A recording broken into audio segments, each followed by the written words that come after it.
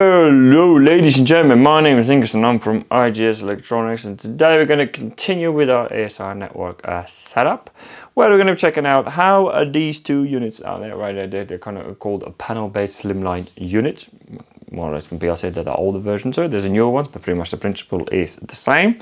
So we're going to check out a little bit about their wiring, and then we're going to jump into our portal, set up our ASI network, add these guys into the network, and create a very basic on and off program to check them out, how that works with the sensor and with the selector switch for both of the units. So we already checked out how to configure these guys to more or less to set up the address for them using our addressing unit and all other bits, how the ASI network is wired. So do check out all these videos, going to be part of the S1200 series PLCs playlist. So yeah, that's what we're going to do today. So all the rated manuals and videos, anything I think will benefit you in any possible way, will be in the description below. Do check it out. So on that, let's get started.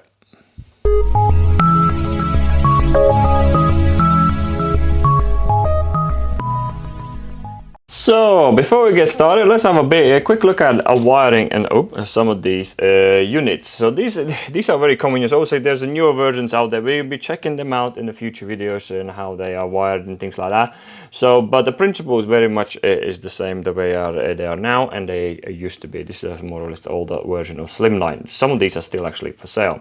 So in here, obviously, right, not trying to impede, block the camera. ASI up minus, ASI plus. We already checked it out before. What that means basically, so our network sends in the communications and the power for this unit, and that's what you can see. ASI, it says light on, and it is receiving that power, and the controller is on. So, and this is the two wire sensor input. So you have a plus in here, which outputs the plus in here, which outputs 24-volt signal, and then it sends a 24-volt signal back to one of the inputs, whichever you are using. So there's a couple you can use. So basically 24 out, and input 1 will be activated by we are just using a basic selector switch to demonstrate how that works in a minute when we are going to create a small program for it. So from there on, you have an output in here. This output in here doesn't require a auxiliary power.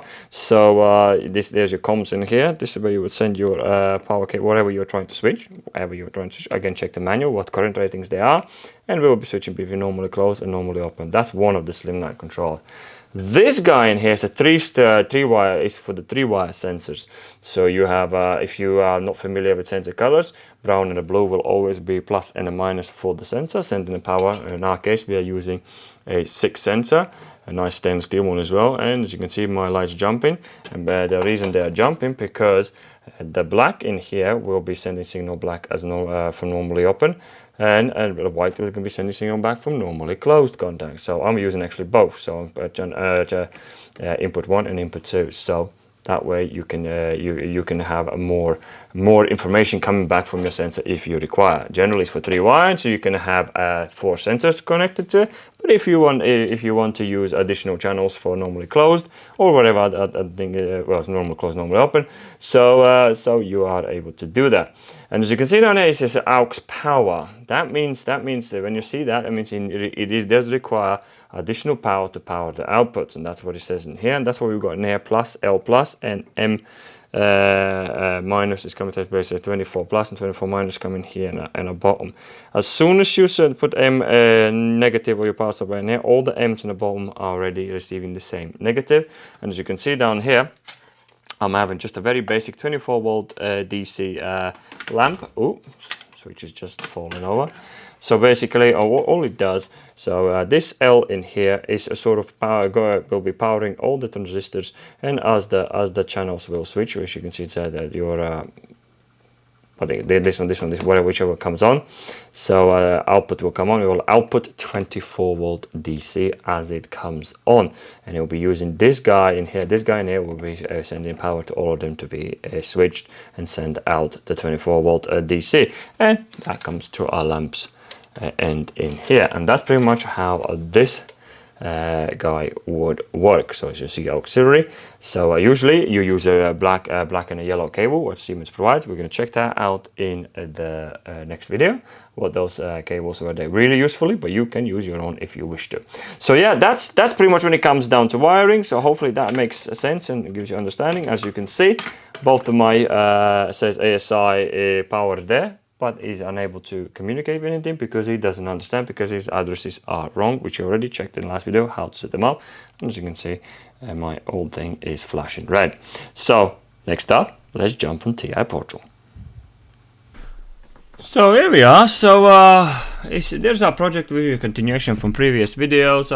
One thing we already know, you need to add your ASI master card in here, so so it exists part of your hardware thing, and how to add the hardwares and things like that, and save them and blah blah. That's all in previous videos, guys. So check it out. So this is where I added my ASI master. From there on, you need to go into a network view, and as you can see in here, is the ASI master is in as well in here. So where you need to add your devices.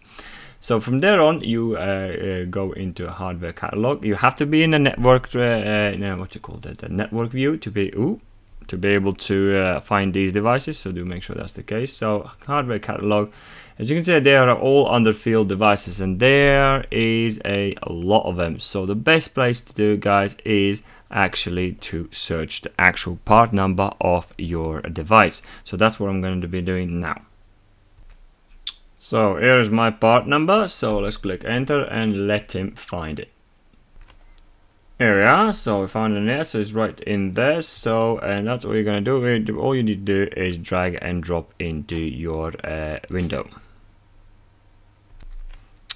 That's done. So then you can literally just position it where you want to. So that's one device. So let's do the second one as well. Let's edit a part number in here. Here is our part number. So let's search. Found it. So, and do the same what we just did with the previous one. There we go. So once they both are in there, so all you need to do is go into ASI MasterCard and drag it into the yellow boxes down there. There we go. So let's get that one done.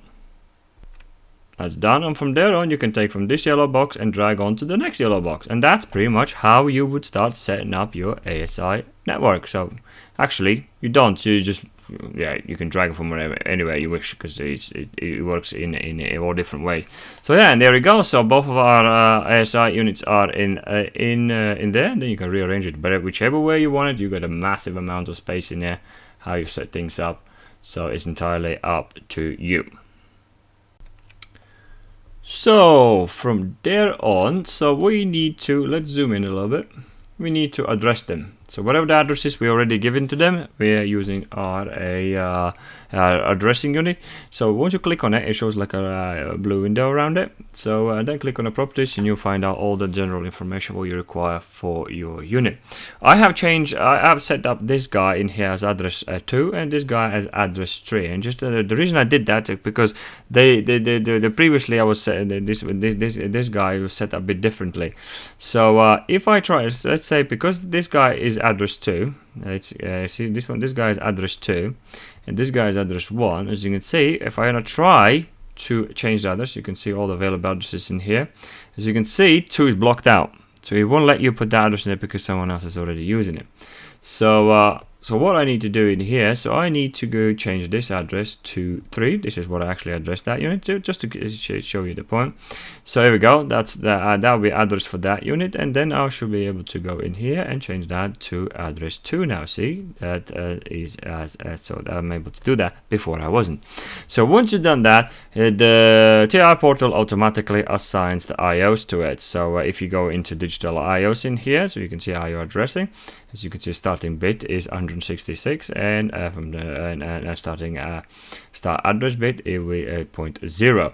So and well, to see a bit shorter, you can see in here. Here we go. So I've already been playing around, so you can see the input in here and outputs in here is Q76.2 and Q76.3 is being assigned to it. So this is it does it for you. If you want to change it, you can. So as you can see, you can go click on it and it tells you the value range. I've never done. I always know when it's needed, so we just let the TI do it for you. So what we're gonna do in here, we are gonna put a tag for this guy in here. What do we put down there? Input 1.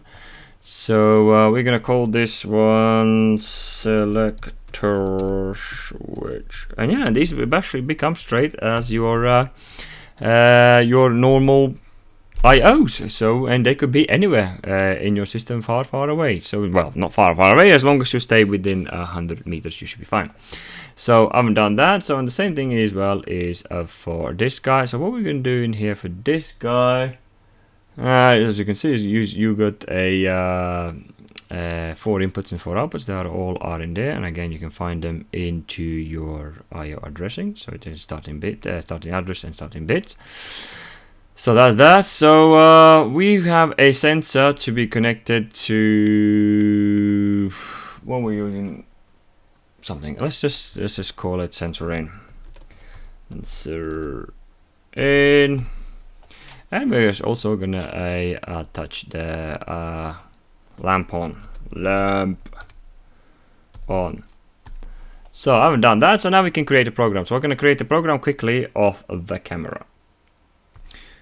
Here it is. This is my very simple program in here. So just as you can select the switch, will activate that output, and my sensor will activate that lamp on and off.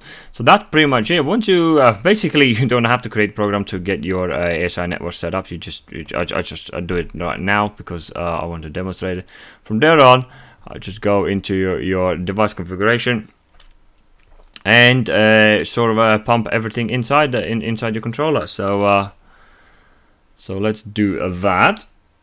All the configurations, all the setup will be sent in. There we are, it's doing it now. Compile, configure, here we go. Come on. If all well, so it will transfer everything inside it. Any errors? It will throw right at you. So let me pause in here. Let him do all his business. Actually, let's leave it at that. So all the red lights should. Here we go. So he's happy with that. So now let's load it in, and we'll just see that it all went well. All the red lights should disappear, and controller should understand what is in network now, and everything should be singing and dancing. Hopefully. There we go. That's done. There we go. That's gone green. And something is not right. Something is flashing red. I wonder what is flashing red. So what is he not happy? Oh, I think I know why he's not happy.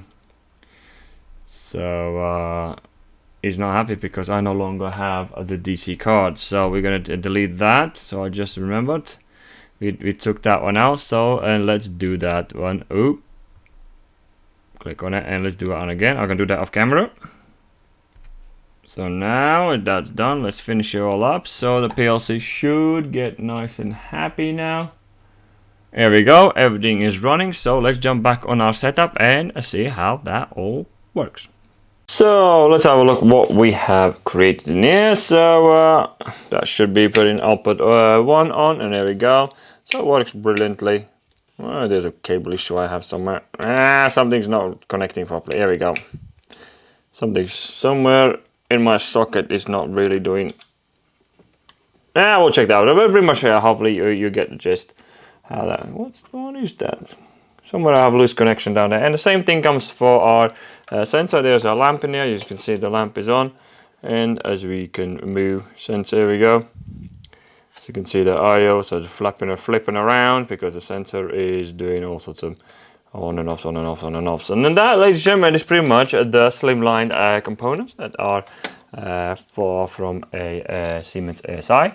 So that'll do for this video. Thank you very much for watching. Hopefully this is giving you good ideas, good understanding how this works, and helps you out in every possible way there is. So yeah, thank you very much for watching. If you liked the video, smash that like, subscribe if you're new to the channel. And so yeah, and any questions, things like that regarding the product itself and things like that, do ask them in the comment section below, and I'll answer them as soon as accurate as I can. Thank you very much for watching, and I'll see you in the next video.